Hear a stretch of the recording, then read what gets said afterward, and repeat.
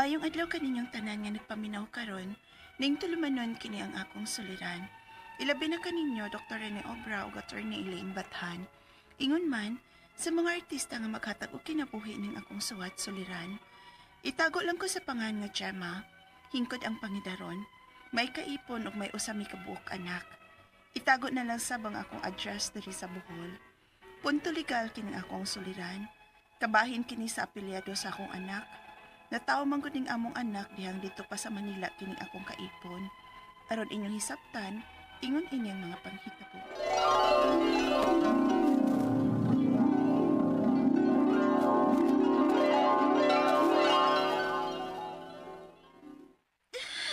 Ma, Oh, mamanganak na gid tingali ko ani, sakit na gid kay nga akong tiyan. uy, sakit naman ka na.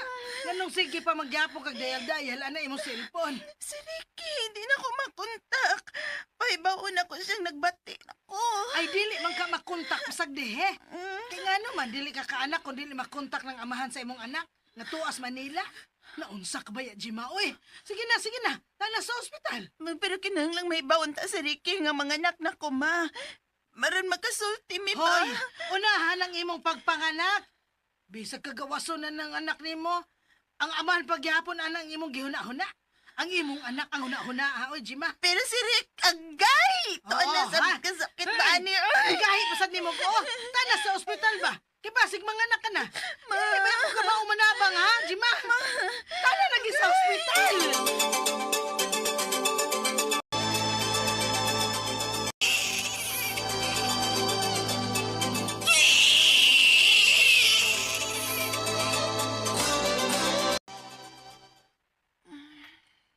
Oh, maayo kay nakamata ka na, Jima. Ang akong anak, ma. Okay lang imong anak. Ug maayo ra sad ang imong pagpanganak. Awa ka ra. Kung wa pa ta magdali-dali og ani sa ospital. Ako gyud ay tingali ang makapanabang nimo. Kay dali ka ra man natawhan, buyag. Salamat taon sa Ginoo. Ang akong cellphone, ma. Ay, dili una kapag guniton og cellphone sa doktor kay mabughat niya ka. Mapagod na gisultis, doktor. Ay, di mapatuog niya ako. Good. Mabughat lagi niya ka. Si Ricky man ko. Nanawag ganiha. Ako nang natubag. O, sa sulti. Aw, siyempre, nalipay nga, nakaanak ka na gyud. Og, tuod di ay. Di rin na tong nurse, nangutana kung sa ipangaan sa bata.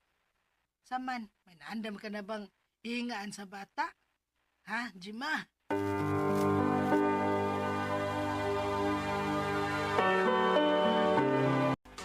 Mao ba? O, Rick. Wa mo sugot ang taga-hospital nga makadahang atong anak sa apelyado nimo. Kay wa ka man diri nga makapirma sa life birth sa atong anak aron maka-acknowledge nga mo'y amahan sa bata. Laaya sa lana eh. Givideo call unta ko ninyo aron matuo sila nga ako giamahan sa bata. Mapirma man gyud ay kuno sa life birth sa batang amahan. Nya man ka diri. Laaya sa lana, Jim eh.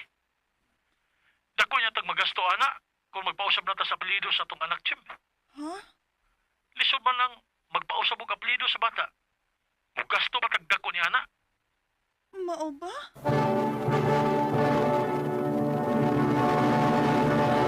Recorded by X Thunder Gaming.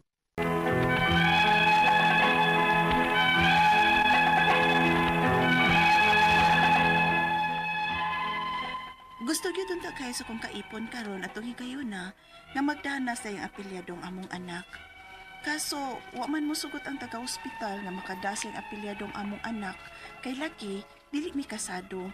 Ug gawas ana, wasad siya diri sa amo sa Bohol sa pagpanganak nako. Dito siya atong tuiga sa Manila. Maong dili siya makapirma sa life birth sa among anak aron unta pag-acknowledge sa among anak nga siya ang amahan. Hangtod nga midako na ang among anak. May eskwela na o preschool. Apan, wa pa gyud mi makapausab sa apelyado sa among anak.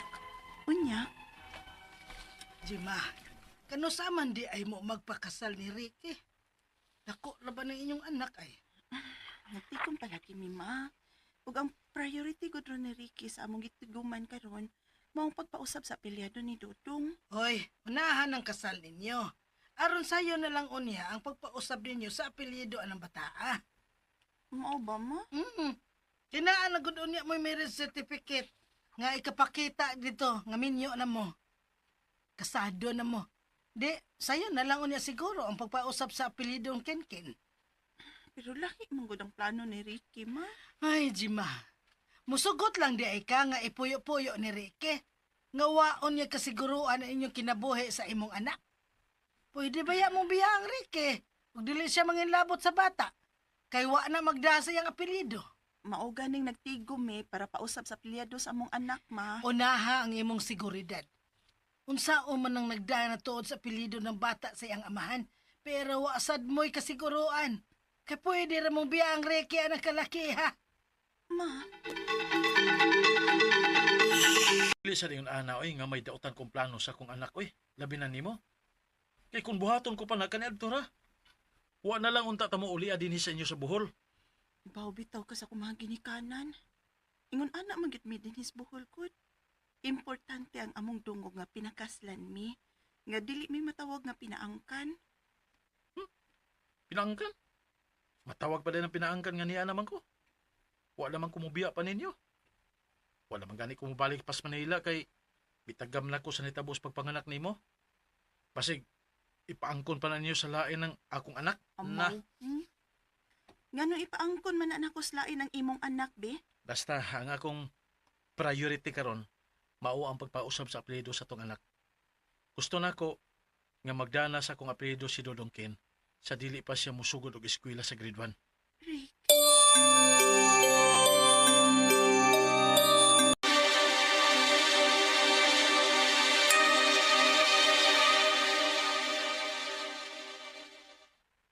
Hala, lisura ang nagaw, uy. Lahi-lahi o gusto ang imong mama o ang imong kaipon. Maukani. Kung pwede palang unta nga dungano na mo ang among pagpakasal o pagpausab sa apelyado sa among anak, uy. Ay, kadako gasto ah. Dili mo ka-afford si Ricky, anak, kay mahal kaayo. Gaw.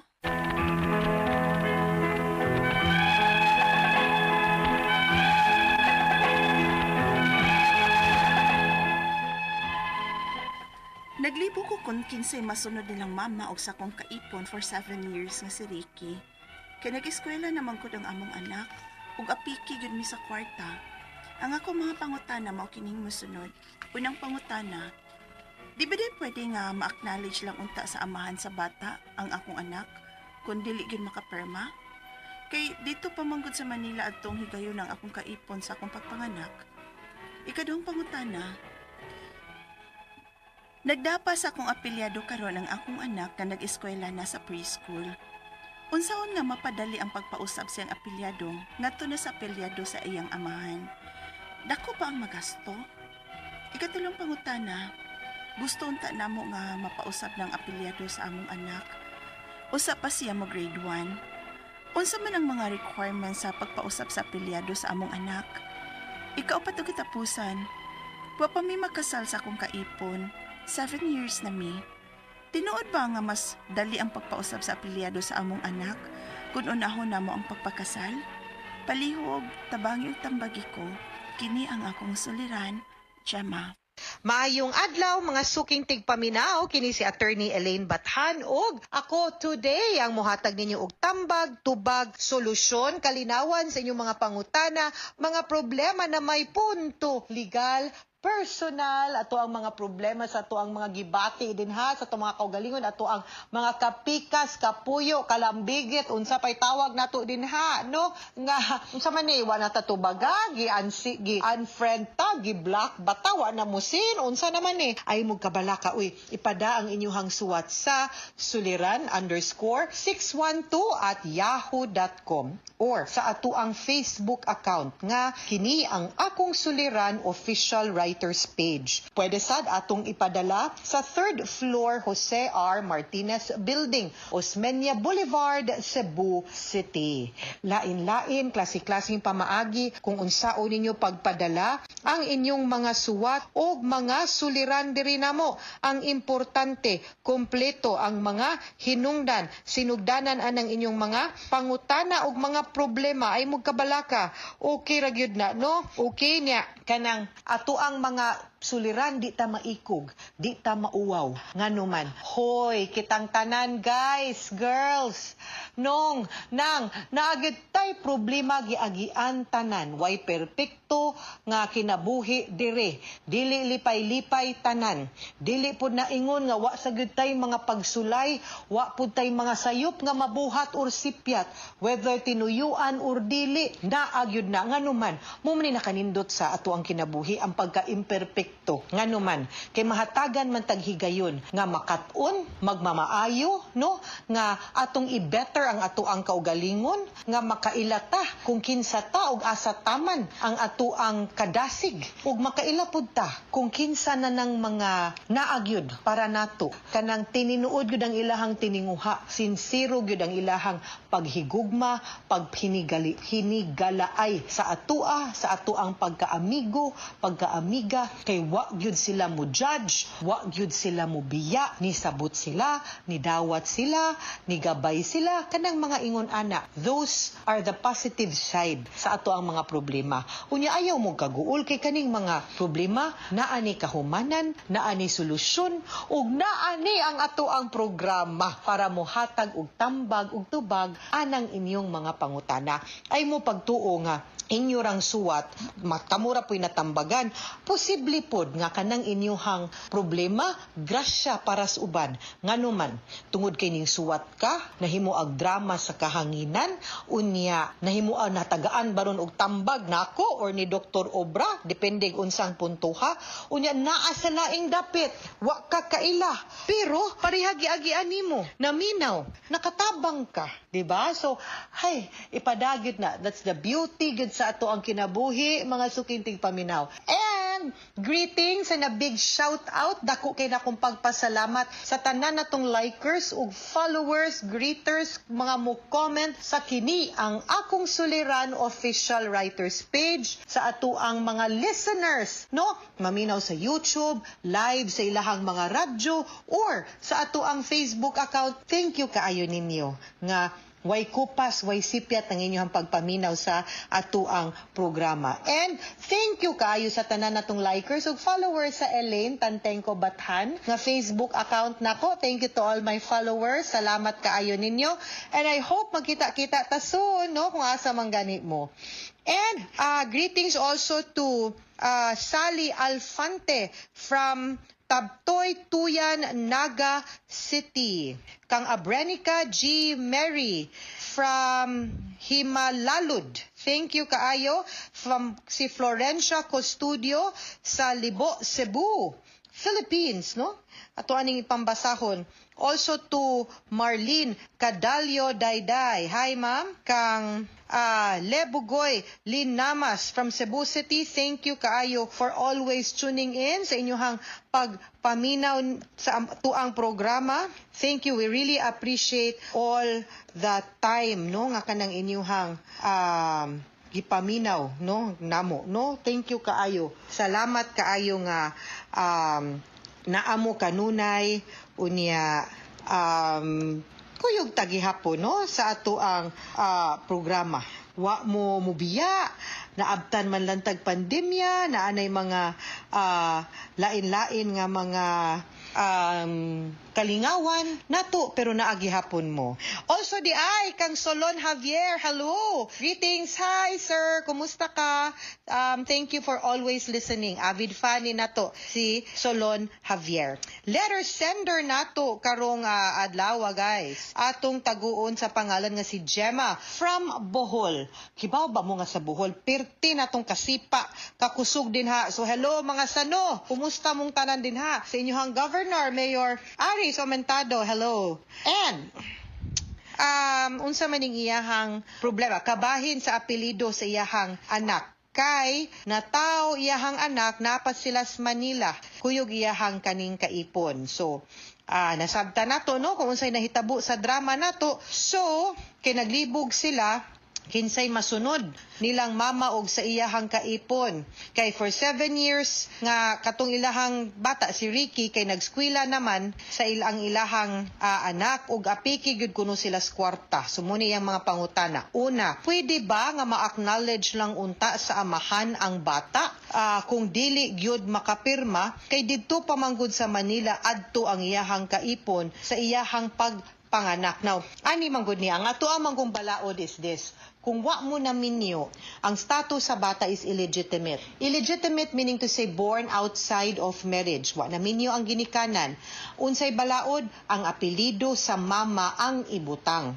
You have the option to put the name of the father sa portion, pero of course, blanco ang date of marriage kay wa man nakasal. Now, kung ang papa willing mo acknowledge ana, no, mo pirma na siya sa likod, acknowledgement of paternity, sa likod kanang birth certificate, kanang certificate of live birth, nanas ibabaw. Inigpakli nimo, inigbali nimo ng papel din na nanas ibabaw. Pirmahan na sa papa, unsa may effect ana, meaning to say, gi-acknowledge niya nga siya'y papa, unya, maskig dili miminyo, nitugot ko nga akong apelido ang dalhon. Blanco gani na, wala gani na siya, ang apelido ragyud sa mama, ang dalhon anang bataa. Now, kung atong ipa-acknowledge, I think by this tauna, dili ta pwedeng makaprocess, no? Pero akong pagsabot, no, nga muhatag na magidog assistance ang local civil registrar. Kay kani nga problema nimo nga, natao sa laing dapit, narehistro sa laing dapit, unya ang mga ginikanan, mismo ang bata, wa na din nagpuyo kung asa siya narehistro, naanas laing dapit, nga tungod sa kawadon, tungod sa kalisod, magdisod na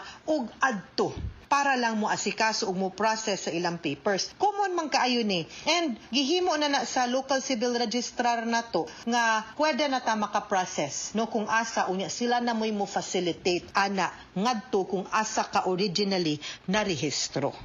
Ikaduhang pangutana, nagdala pa sa akong apelido karon ang akong anak nga nagskwela na sa preschool. Unsaon man para mapadali pagpausab sa iyang apelido ngadto sa apelido sa iyang amahan. Dako ba og na gasto? Now, well, of course, na ginibayranan kay mag-process man ta. You just have to go to the local civil registrar unya papirmahon gyud na ngadto. No? Pwede ra man gud ninyo ipada ang papilis. Unya ipabalik lang diri LBC, email ba, di man nakinhanglan nga personal nga moadto. Importante manotaryuhan ang papilis ug ang dokumento. Ha? Para mapaprocess. But, ug dili man gani mada sa apelido for the meantime, no sa papa, di man naingon nga mabati, di man po naingon nga sayo po ang iyahang pangalan. Wa pa lang na-process ug hikay. So, kung unsay apelido nimo, kay wa pa man gi-acknowledge, then mo'y dalhon sa bata. And that is okay. Di ka ngay mabala ka, ana. Pero, mas maayo pod para nako, kung willing mo acknowledge ang papa, ato pong kumplituhon ang iyahang identity sa iyahang pagkatao, no? Ikatulong pangutana, gusto man unta namo nga mapausab na ang apelido sa among anak. Usa siya mo grade 1. Unsa man ang mga requirements pagpausab sa apelido sa akong anak? Acknowledgement of paternity. Kinahanglan ka mo atos local civil registrar, kuha og form, papirmahan na nimo, pwede na nimo ipada, no? And then i-process na siya didto. Ha? Ikaw pa to katapusang pangutana, wa pa mi makasal sa akong kaipon. 7 years na mi. Tinuod ba nga mas dali pagpausab sa apelido sa among anak? Unahon na mo ang pagpakasal, the same process. Ug wa pa ka nakasal, ang tawag ana acknowledgement. Nagpabilin nga illegitimate ang bata kay wa man mo na minyo. Gi-acknowledge lang siya sa papa nga anak niya. Kung maminyo man gani mo, no? Usbon gihapon na kay ang tawag ana legitimation. Kay ug wa man tuod na kasal, illegitimate man tuod kapag anak nimo, apan nagkadayon man diay ang imuhang ginikanan, ma-legitimated ang imuhang status isip anak sa imuhang mama o papa kay naminyo naman, no? So, muna siya ang diferensya, acknowledgement of paternity o legitimation. So, ayaw mo kalibog, anak, guys, ha? Pare-pareho ra na silang duha. Muagi ra gihapon ta og procedure ana. Mga suking tigpaminaw, hinaut unta nga namoy nakutlo na pagtulunan karong adlaw kini si Attorney Elaine Bathan. Daghan kayong salamat sa inyong pagpaminaw sa atong tulumanon hangtod sa sunod nga sugilanon. Dinhiga pon sa to ang programa kini ang akong suliran gikan sa RMN Production Center, Radyo Mo Nationwide. Tatak RMN, daghang salamat og maayong adlaw.